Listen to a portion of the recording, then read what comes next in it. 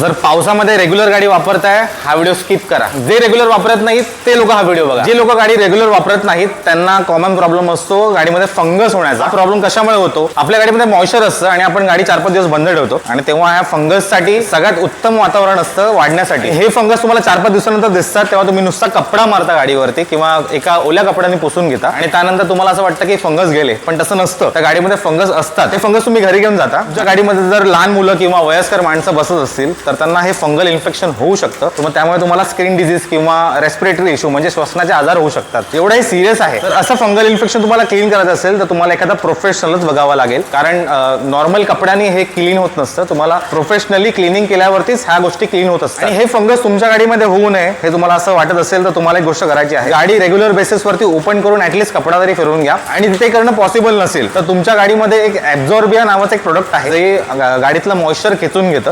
ते प्रोडक्ट तुम्हाला ठेवायचं आहे जेणेकरून तुमच्या गाडीतलं एक्सेस मॉइश्चर ते खेचून घेईल आणि गाडीमध्ये फंगल इन्फेक्शन होणार नाही. या सगळ्या टिप्स होत्या गाडीमध्ये फंगस होऊ नये यासाठी. आणि तरी पण झाली असतील तर आम्ही आहोतच. गाडी घेऊन या, क्लीन करून देऊ. तो व्हिडिओ पूर्ण बघितलाच आहेत तर आपल्या पेजला नक्की फॉलो करा आणि तुमच्या फ्रेंड्स आणि फॅमिलीसोबत शेअर करा. Thank you so much.